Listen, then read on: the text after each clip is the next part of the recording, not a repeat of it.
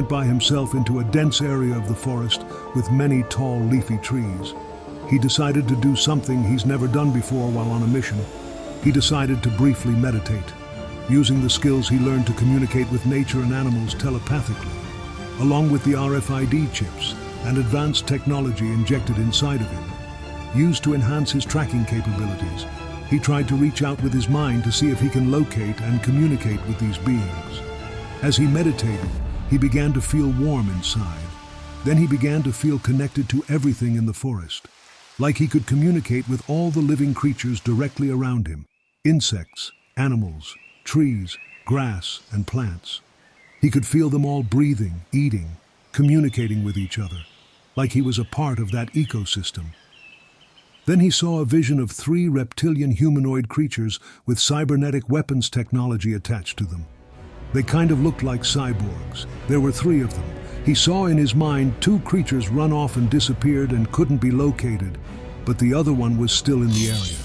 Casbolt tried to then reach out with his mind to the creature to see if he could find its location.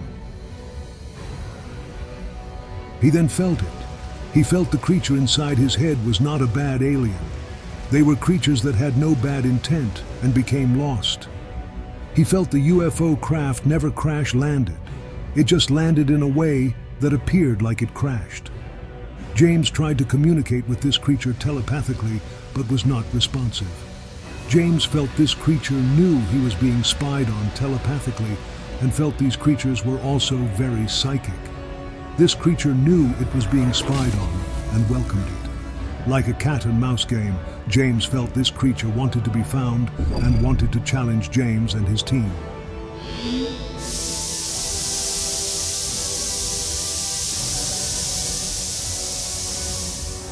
James then felt he might have found the location of the creature, but was very cautious with his next move because the creature also might be tracking James and his team. James radioed his team. He told them to meet up at specific coordinates he gave, but be very cautious. The creature may know it is being tracked and might be tracking them. When they met up, James and his team opened up their tracker compasses. The technology the team used was reserved for top-secret Black Ops operations only. No government or their military had access to this advanced technology James and his team had. James was explaining to his team the possible locations of the creature. Then out of nowhere, one of his soldiers was snatched up and pulled high into the trees. Then another, then the remain of his men pulled out their guns and started firing. One man yelled, "James, we can't see anything." Then James yelled, "Put your weapons down. We may accidentally shoot our own men and we need to find its location." They put on their thermal imaging goggles and immediately saw the creature high up in the trees, jumping across from tree to tree. Then, the creature fired some sort of silent weapon that seemed to electrify 2 of his men.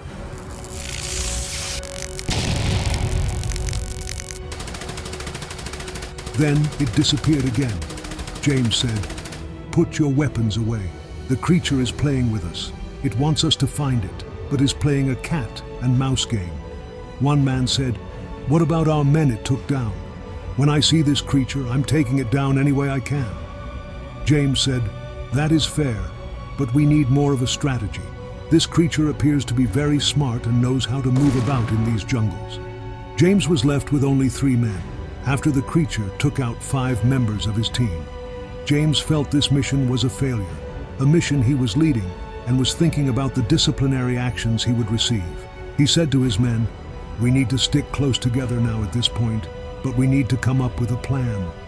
They all slowly looked around, trying to find the creature with their guns drawn while looking through their thermal goggles. James said, "Let's slowly head back to the landing zone if you see the creature."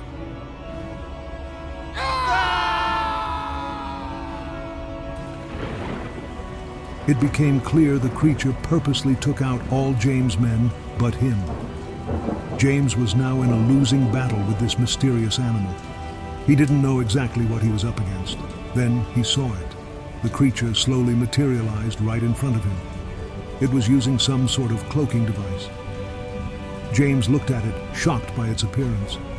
It looked like a cyborg with electric wires inside of it, with reptile-like skin and glowing eyes with a piercing-looking face that burned into the memory of James. Then the creature slowly disappeared as quickly as it reappeared. James turned back on his thermal goggles to quickly locate it, but did not see it anywhere. Then the creature spoke to James telepathically in his head. I know who you are. I know what you're trying to do, and I know you were scanning me. That is where you failed. I only took your men out because you exposed yourself telepathically to me. Let that be a lesson learned. Then James saw a fast red laser zip past him and strike a tree.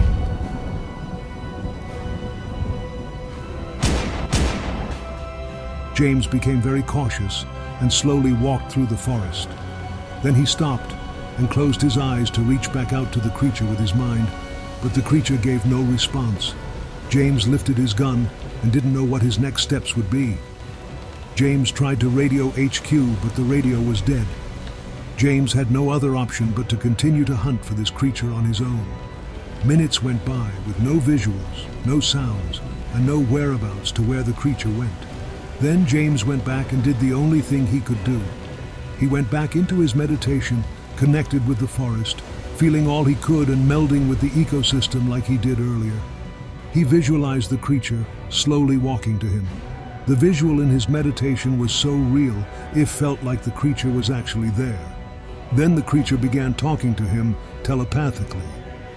The problem with your people is you have no idea how powerful you are, and how many out there seek to control you and control your world with all its wondrous resources. Then James visualized pulling the wires he can see out of its body, trying to in some way kill or subdue the creature without gunning it down. He visualized its electrical circuits malfunctioning and the creature just turning off like a machine. James got up from meditating, grabbed his gun with confidence that he knew how he could take this thing down once he found it. Then he saw it, only a few feet in front of him, smoking, and seemed to have turned off, with no movement or sound. Almost as if James literally took this creature down in his head. It reminded him in his training, the teachers told him the power of the mind is far more powerful than any weapon on this earth.